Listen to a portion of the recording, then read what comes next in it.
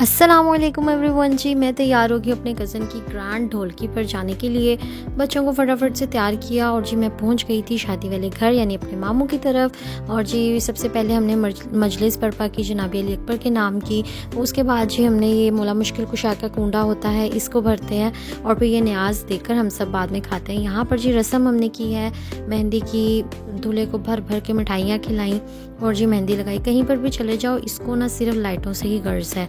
यहाँ पर मैं खट्टी मीठी इमली इंजॉय कर रही हूँ। यार मेरे ना बच्चे ये ले आए थे रबड़ की छिपकली और मुझे लाकर ना अभी से वो चढ़ाते हैं, छोटे छोटे से हैं कि माँ हमारी डरती है तो हम इसको डराएं। इतनी इसके वजूद से घिन आती है ना, मुझे आते जाते ही मेरा तरा निकालती है। यहाँ पर ना मैंने अपने और अपने हस्बैंड के कपड़े जो है अपने ही निकाह के निकाले थे। मैंने कहा चलो निकाह है तो हम पहन लेते हैं, और वैसे भी बड़े बड़े कपड़े काले हो जाते हैं तो हमें कोशिश करनी चाहिए पहन लेना चाहिए। किसी को वैसे याद नहीं रहता, ये कॉम्प्लेक्स ना बस एक एज तक ही होता है, बाद में कोई परवाह भी नहीं होती। कई बार हम अपने जो है शादियों के सूट पहन लेते हैं। यहाँ पर ना मैं इनके कपड़े इस्त्री कर रही हूँ। आज शाम 6 बजे जो है मैं जाना था निकाह पर और 2 बजे के करीब मैंने अपनी तैयारी कर ली थी। मैं अपना भी जो गरारा निकाल कर ना ले आई थी ऊपर से, लेकिन थोड़ा सा ना मेरे गरारे के साथ जो है मसला हो गया था, वो मैं आपको दिखाती हूँ। अच्छा, हालांकि मैंने उल्टा करके रखा हुआ था कि इसका काम काला ना हो, लेकिन काम काला नहीं हुआ। इसमें हुआ क्या कि ना जगह जगह जो मुकेशन लगी हुई थी ना वो उतर गई और उसने अपना काला रंग छोड़ दिया और सुराख भी हो गए। यानी इस्त्री कर रही थी तो वो कपड़ा बोदा हो गया और यहाँ पर फूलों का रंग भी मेरे गरारे पर चढ़ गया। मेरी कोशिश थी कि मैं इसको काफ़ी टाइम तक संभाल के रखूँगी, लेकिन वो कोशिश मेरी नाकाम गई। और यहाँ पर ना मैंने इन्हें आज जल्दी बुला लिया था कि आप जल्दी से आ जाना आज और बच्चों को देख लेना ताकि मैं अपनी तैयारी सब कर लूँ। लेकिन आते ही जी कब्जा हो गया बाबा के ऊपर इनका। यार आजकल इसने इतनी मटियाँ खानी शुरू की हुई, मैं इतना कोई परेशान हुई। इस पर तो दवाइयों का भी कोई असर नहीं हो रहा ना, तो कुछ कह लो तो फ़ौरन अपनी दादी के पास चले जाते हैं ये शिकायत लगाने के लिए, और मना कर दो तो इसका ये हाल होता है। कुछ भी नहीं कर सकती मैं इसका।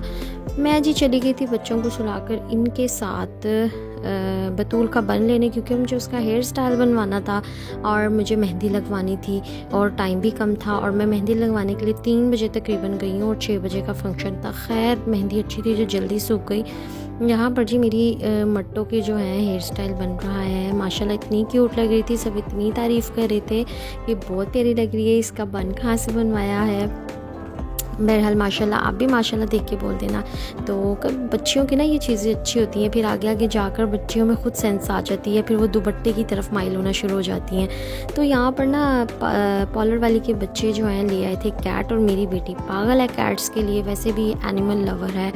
यहाँ पर जी मैं तैयार हो चुकी हूँ, बच्चे तैयार करके पकड़ा दिए थे इनके बाबा को और मैं सुकून से जो है तैयार होकर बैठ गई थी। और ये गरारा इतना प्यारा लग रहा था मेरे पे और वैसे का वैसे ही लग रहा था। तो हम शादी हॉल में जब पहुँचे हैं थोड़ा सा फ़ोटोशूट वगैरह किया। और ये जो कुर्ती है ना यार, ये मैंने रीन्यू की थी अपनी बहन की शादी पर। जो इसकी असल कुर्ती है ना वो थोड़ी हैवी है और शादी के बाद मैं हेल्दी हो गई थी और मुझे वो कुर्ती आई नहीं, लेकिन इतनी कोई परफेक्ट मैच हुई, सब समझते हैं कि यही कुर्ती इसके साथ थी। यहाँ पर जी हो चुका है निकाह और मुझे एक एक पल अपना वक्त याद आ रहा था। अच्छा, यहाँ पर ना बिद मिली है, इसके अंदर ड्राई फ्रूट से ज़्यादा ना मुझे इस डब्बे की खुशी थी कि इसके अंदर मेरी कोई ना कोई चीज़ आ जाएगी। और घर आते ही मैंने क्या किया, इसके अंदर ना अपनी हिजाब पिन्स वगैरह डालकर मैंने रख दी थी। और इतनी क्यूट डब्बी है ना, संभाल कर रखो तो काफ़ी टाइम तक चल सकती है। चलो जी, यहाँ पर हमने खाना एंजॉय किया, बिद को एंजॉय किया। और इन बच्चों ने जो इतनी मेरी दौड़ें लगवाई हैं पूरे हॉल में अपनी और अपने बाबा की, जिसकी कोई इंतहा नहीं। अब जी फ्रेश होकर बच्चों का खाना बनाकर मैं बिस्तर में बैठी हूँ और मैं तो आज पागल ही हो गई अपने हाथ देखकर, क्योंकि ये डिज़ाइन ना मुझे अपनी शादी पर बनवाना था, लेकिन मेरी शादी इतने बुरे हालात में हुई थी ना कि मेरी मेहंदी तो क्या, डिज़ाइन तो क्या, मेहंदी भी नहीं लग सकी थी। बहरहाल 5 साल बाद मैंने इस डिज़ाइन को जो है बनवाया। चलें जी, आपको अगर मेरा ब्लॉग अच्छा लगा तो लाइक एंड सब्सक्राइब कर दीजिएगा। Thanks for watching.